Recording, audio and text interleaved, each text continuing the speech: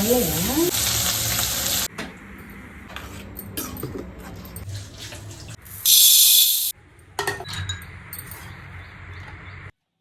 అండి, welcome back to our channel. ఈరోజైతే ఇది ఈవినింగ్ బ్లాగ్ అండి.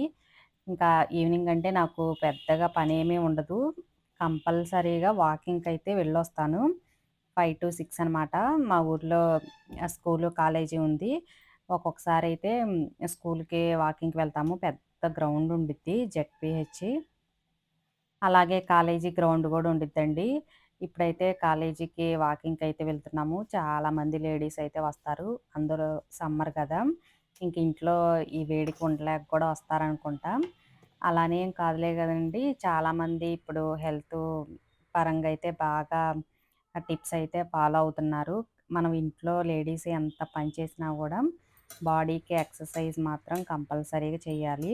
మనం ఎన్ని బట్టలు ఉతికినా, ఇంట్లో ఎన్ని గిన్నెలు కడిగినా, గదులు ఊడ్చినా, ఎన్ని పనులన్నా చేయండి, అది మాత్రం మనకి అసలు క్యాలరీలు అనేది ఖర్చవు.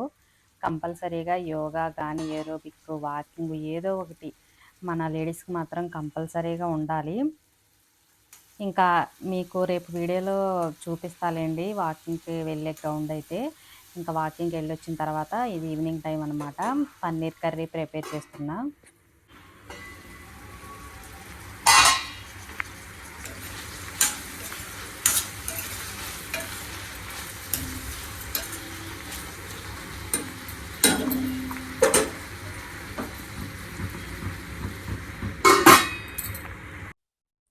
ఇంకా సమ్మర్ కదా, ఎక్కువ శాతం ఉదయం కర్రీ ఉదయం, ఈవినింగ్ టైం అలా చేయాల్సొస్తుంది.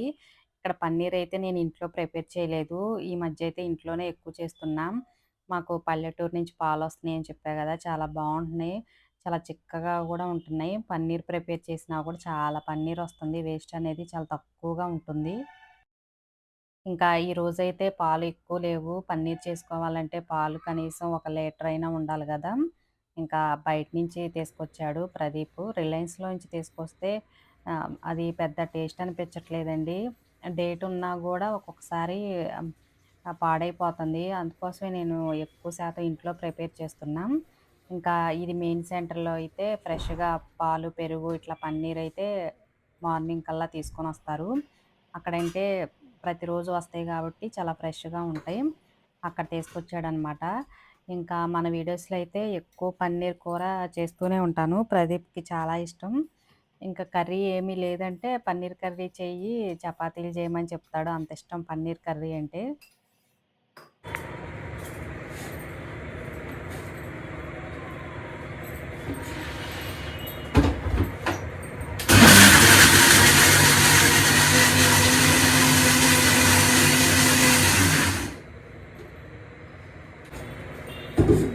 ఇంకా పన్నీర్ కంటే చాలా సింపుల్‌గానే చేసేయొచ్చు. టమాటా, ఉల్లిపాయ, పచ్చిమిర్చి అన్నీ బాగా ఫ్రై చేశాను. ఇంకా కొన్ని జీడిపప్పులు కూడా వేయాలి. గ్రేవీ రావాలి కదా మంచిగా. ఆయిల్ కూడా తక్కువే పడుతుందండి. పిల్లలకి మనం ఇంట్లో ప్రిపేర్ చేయకపోతే బయట నుంచి తీసుకొచ్చుకుంటారు. ఇప్పుడు బయట తినేటట్టయితే ఏమీ లేదు గదా, అంతా కల్తీమయం అయిపోయింది. ఎక్కువ ఎక్కువ పామ్ ఆయిల్, డాల్డా అవైతే యూజ్ చేస్తారు. కొంచెం ఓపిక చేసుకొని మనం ఇంట్లో ప్రిపేర్ చేసుకుంటే హెల్తీగా ప్రిపేర్ చేయొచ్చు. ఇంక నేనైతే ఫస్టు చాలా తక్కువ ఆయిల్ వేసి ఫ్రై చేశానని చెప్పా కదా, అది పూర్తిగా చల్లారిన తర్వాత దాంట్లోనే అల్లం, వెల్లుల్లిపాయి, జీలకర్ర, ధనియాలు అన్నీ వేసేసాను. ఇంక ఎగస్ట్రా పొడులేమి అవసరం ఉండదనమాట. సపరేట్‌గా గరం మసాలా, ధనియాల పౌడర్ అటువంటిది ఏమీ అవసరం లేదు. ఒకవేళ అల్లం వెల్లుల్లి పేస్టు ఫ్రిడ్జ్‌లో గనంగుంటే మనం కర్రీ అయ్యేటప్పుడు మధ్యలో వేసేసుకోవచ్చు. ఫ్రై అయిపోయిద్ది. ఇంకా నా దగ్గర స్టోర్ లేదు కాబట్టి, అంటే మ్యాక్సిమం నేనసలెప్పుడూ ఫ్రిడ్జ్‌లో స్టోర్ చేయనండి. నాన్ వెజ్ తీసుకొచ్చినా గూడా అప్పటికప్పుడే ప్రిపేర్ చేస్తాను. ఇంకిట్లా చేసేటప్పుడు అల్లం వెల్లుల్లి వాటితో పాటు వేసేస్తే మెత్తగా గ్రైండ్ అయిపోయిద్ది గదా. ఇంకా గరం మసాలాకు కూడా సంబంధించింది ఒక లవంగా, చిన్న యాలకులు, అలాగే చిన్న దాల్చిన చెక్క అన్నీ వేసేసాను.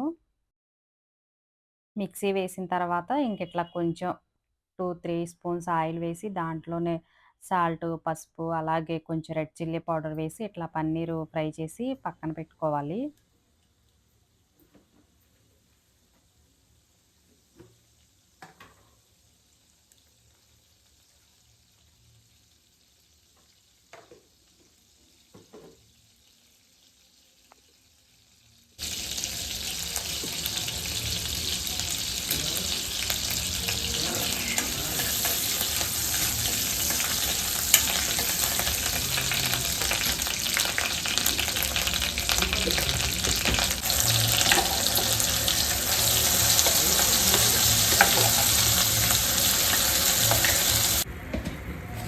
ఒక్కొక్కసారి అయితే తురిమి కూడా చేస్తాను, అది కూడా బాగుంటుంది. ఈసారి మాత్రం ఇట్లా పీసెస్లా కట్ చేసి చేశాను. ఇట్లా చేసేటప్పుడు మాత్రం కంపల్సరీగా ఆయిల్‌లో కొంచెం ఫ్రై చేస్తే మనకి ఆ పీసెస్ అనేది అలానే ఉంటుంది. లేకపోతే ఉడికేటప్పుడు కలిసిపోయినట్టు అనిపిచ్చిద్ది కాబట్టి ఫ్రై చేసుకుంటే పన్నీర్ కొంచెం తినేటప్పుడు కూడా బావుంటుంది.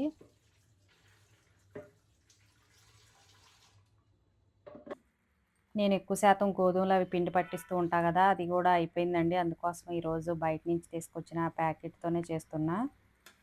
చాలామంది టేస్ట్ బావుంటది, చాలా సాఫ్ట్‌గా వస్తాయని మైదా గూడా యూజ్ చేస్తారు. అస్సలు యూజ్ చేయమాకండి.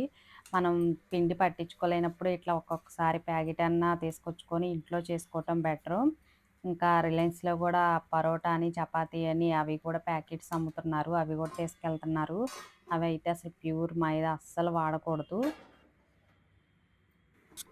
గోధుమ పిండి చక్కగా కలిపేసుకొని ఫ్రిడ్జ్‌లో చేసుకున్నా గూడా ఉంటుంది. ఒకవేళ టైం లేనప్పుడు అట్లా ముందే కలిపేసుకొని ఫ్రిడ్జ్‌లో అయినా పెట్టేసుకోవచ్చు. గోధుమ పిండి ఇందాక కలిపి పక్కన పెట్టాను గదా! అది మంచిగా నానిపోయింది. కర్రీ గూడా రెడీ అయిపోయిందండి.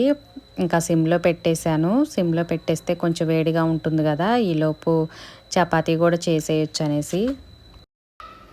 ఇంకా వీటితో పాటు క్యారెట్, ఆనియన్ గూడా కట్ చేయాలి. కొంచెం సలాడ్ కూడా పెట్టుకుంటే మనకి పొట్ట ఫుల్ అయినట్టు భావన ఉంటుంది. చపాతీ చేసేటప్పుడు కొంచెం వెజిటేబుల్ సలాడ్ తీసుకుంటే చాలామందికి వేడి చేసిద్దంటూ ఉంటారు కదా! వేడనేసి. అటువంటి ప్రాబ్లమ్ ఏమీ ఉండదు.